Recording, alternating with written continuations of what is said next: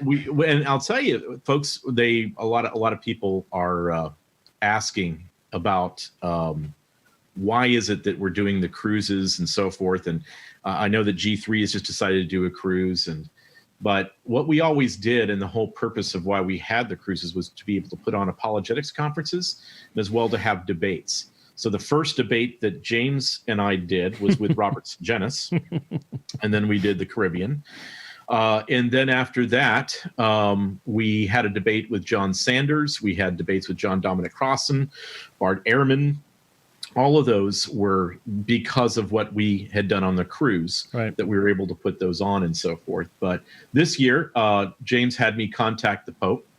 We're going to have a debate on Marxism, but unfortunately, apparently his handler said that he was unable to do it, that he might. So his handler, Russell Moore, told me he wasn't able to do it. So he might be able to do it for me. So anyway,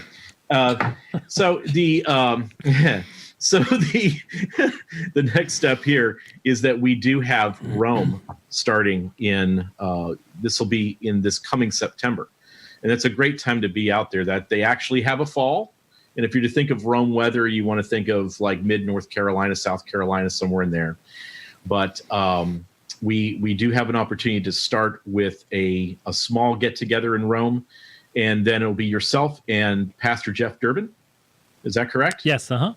And then as well, I believe your daughter, Summer Yeager, will be with us as well. Well, I haven't told you this. I really wasn't ready to announce this. Do you want to put this on a screen, or do we have to?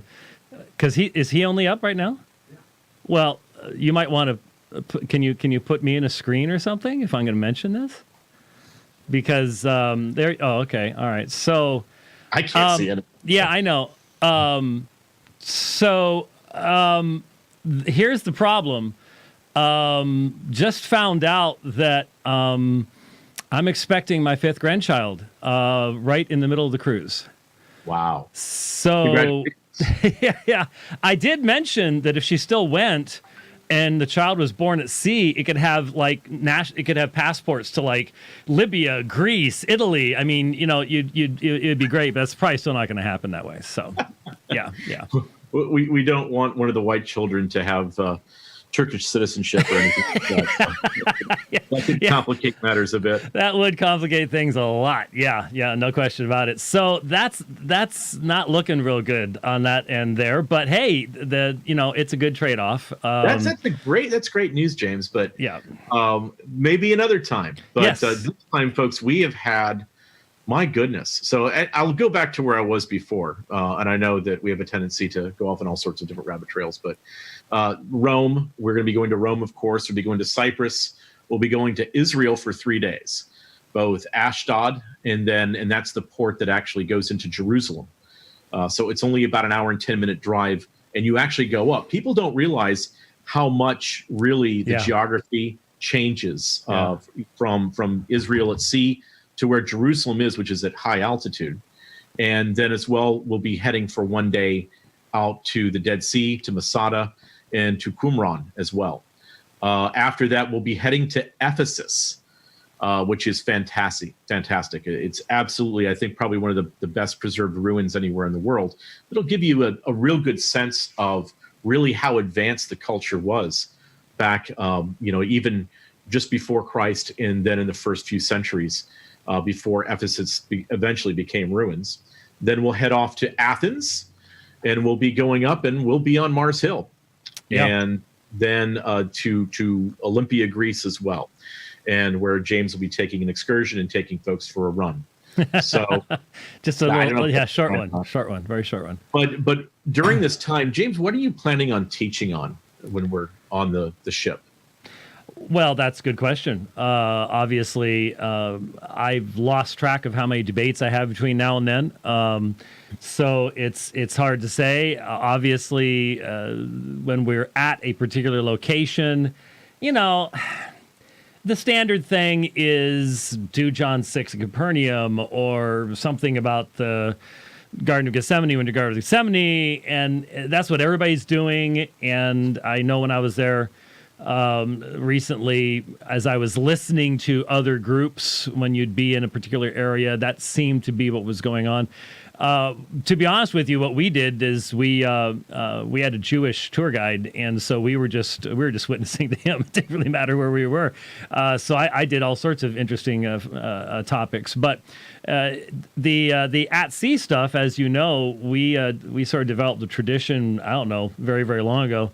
Again, 20 years ago or so, of having theological discussions out under the stars, when the weather permitted.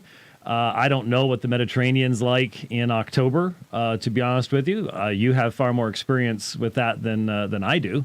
But when we were in the Caribbean and stuff like that, we did all sorts of theological dialogues late into the evenings. Yes.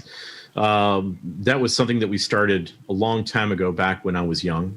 Yes, and when I could stay up past 10 o'clock at night. I'm in the boat with same boat with you, literally. So we're going to have to find one of our young folks to lead the discussions. And what we really wanted to do was to have a bit more of an open Socratic kind of discussion on theology and apologetics, and even with disagreements and so forth, and have it well moderated.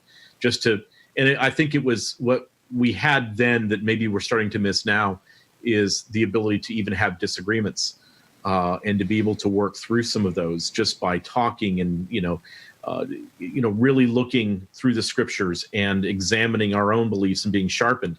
That's something that in the world of Facebook and Twitter doesn't seem to exist much anymore. No. But those are things that certainly we would like to be able to look at. During this time, folks, we will be having some fairly special excursions with Dr. White, and making sure that we get into some areas such as in Ephesus, there at the amphitheater, where there was biblical history that took place there, at Mars Hill. And if you've never been up on Mars Hill before in Athens, and you see what Paul was looking at, where he could look down below him at the Agora and see all of the temples of all the gods there, you're able to see what he saw when he was bringing men and women closer to an understanding of God, the true one triune God. So these things, I think, are going to be an amazing experience. So many of the times that we've been on cruises in the Caribbean or Alaska, it's beautiful, it's wonderful, and there's great teaching on board, and there's fantastic fellowship. Mm-hmm. There's the additional part of this, of where you get an opportunity to be in the place where Christ and the apostles brought the gospel. Oh yeah. And there's really nothing that can compare to that. I don't think. No, not really. It's not necessarily, and I would say this: we are going to be doing a lot. So for the 14 days or so that we're together, that's if you come before and after. We'll be in Rome. We will be going to the Vatican. We'll have express entrance. We'll also be going to St. John the Lateran, and where you can actually see the chair there. We'll be going up the sacred steps up to the Holy of Holies. We will. This is what we're going to do. We'll also go to St. Paul's as well. And St. Paul's, of course, and I think everybody historically would agree, that is where St. Paul was of course, had his last day on earth before being in the presence of the Lord. So these things all together are really, really exciting for everyone. And, I think that this gives an opportunity not only for folks to get to know James. We have a few hundred people that have already signed up. Right. And one of the reasons we're on right now is that come February 1st, I have to release our unsold inventory back into the cruise line. Right. So if it is something that you're considering doing, I think we've got incredible pricing. We've always tried to do that. That's why James lives in the same house that he did 30 years ago. Thanks for letting everybody know that. But it's only been 22 years. But anyway, so the point that everybody needs to understand is that this particular point in time, it's not our choice. It's just simply the way the cruise industry works, is that at a certain point, if you have unsold inventory, then you become accountable for it, basically. And so you have to release it back, or it could end up costing you an arm and a leg if it doesn't, no one takes it or something like that. And so it's not that people can't come after February 1st, but it'd be more expensive to come after February 1st. Right. In other words, well, you might not have any cabins left once we release these back into the inventory of Celebrity. These cabins will get snapped up pretty quick. So, what James is correct is that it's not that you wouldn't be able to; they'll be necessarily more expensive. But also, the issue is going to be that other people that are wanting to come on what is a very, very popular cruise will likely snap those up. So. It's called attrition. So once we reach that point in our contract, it's time to let some of those cabins go. But we do have a few hundred folks that are on board. We have the lowest demographic of any sailing I've ever done out there before. Really? Yes. The average age is around 34 or so. It's average age. So, I think it's balanced out by a lot of 2-year-olds and 3-year-olds. You consider I have a group coming just after you on the same cruise that is a rather large Reformed ministry based in Orlando, Florida. Yes. But I think the average age is somewhere, the demographic is around 70. So there you go. There you go. Like twice the. So, in other words, everybody would be much, much younger than James and myself. Yes. So this is true. But please try to be merciful to us. Yes, we will try to move as quickly as we can. I can still do that. I'm not sure about everybody else, but I won't mention anybody.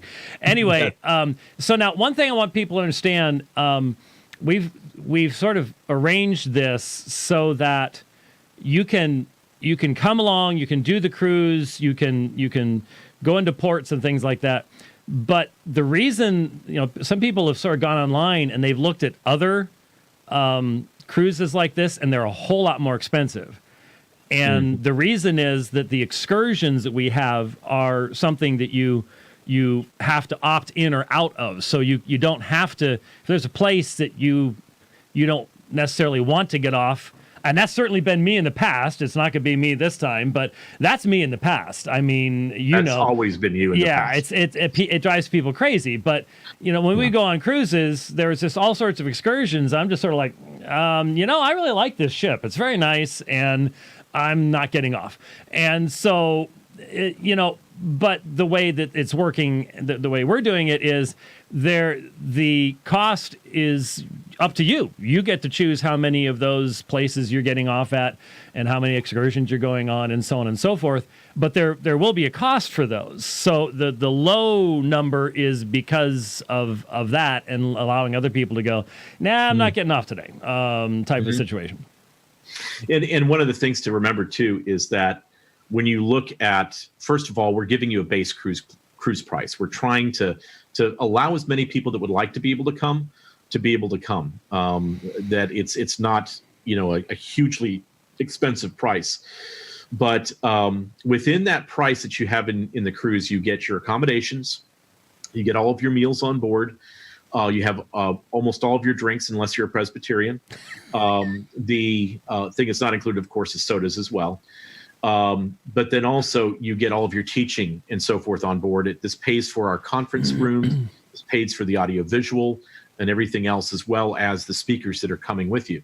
When it comes to the excursions, you can pick and choose. If you want to go on all of the excursions with Dr. White, you can. And to be able to be there as he does a lot of live on the site teaching, like we're going to be going to Migdal. Right. There in the Galilee region. We'll be as well going to the Mount of Beatitudes. And we have already reserved a spot there for our group. So, you're going to have opportunities to be in really amazing places. When we're talking about the actual places, like Migdal is someplace that James had really wanted us to add to the schedule. And do you want to explain why that is, James? Yeah, sure. I mean, I even put a picture up when we were talking about it a couple weeks ago, and that was of all the places that I saw. Now, obviously, Capernaum is super special. John 6, the synagogue there, but the synagogue there is probably 3rd century, not necessarily 1st century. The Migdal location, they found it by building a hotel, which is half the time how you find stuff in Israel, as you know. So they've actually built the hotel over it. So you have to go under it to see this. But this is very clearly the 1st century synagogue, and the Gospels are very clear. Jesus went about in all their synagogues, teaching and preaching, and Migdal, of course, is where Mary Magdalene, Mary of Migdal, Mary Magdalene is from, and so these are the stones that would have heard Jesus teaching, and they're in a lot of the places that you go in Israel. It's possible, maybe. But of all the places I saw, this was one of the most obviously yes situations, which then obviously opens up opportunities for you to address almost anything that Jesus preached about in those synagogues and the events that took place. And it just makes it really special. So, yeah, that's why I wanted to make sure that people got to see that. It's not like it's huge or and the whole thing about Israel for me is there's nothing huge. It's not big. You stand on the shore of the Sea of Galilee and you can see the other shore. It's a long ways off. It's a big, big lake, but it's a lake. And that was the thing that was a real takeaway for me, was to realize, you could walk all this stuff. It might take you a little while, but you most definitely could. And that's exactly what the disciples were doing. So we've only got a couple days left, and if people have been sort of walking the line, they need to call Sovereign. They need to talk to Kathy or to whoever else might be dealing things. Now, who's going from the staff? Do you know who's going with us? We're already kind of drawing straws on that. Drawing straws. Who has to go on yours? Oh, who has to go on? I understand. So the short straw goes. Is that what you're saying?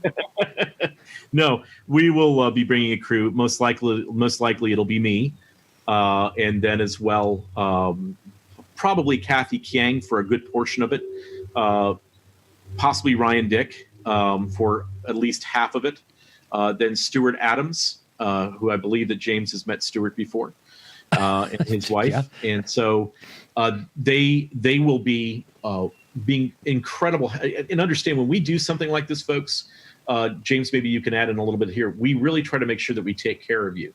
Yeah. From the moment you get off of your plane to the first hotel that we're going to be at, as we transfer onto the ship, as we head through all of these different ports and all of these different countries and cities that we're going to be visiting, we want to make sure that we're really taking care of you with this, which is much. You've learned a lot over the past 21 years.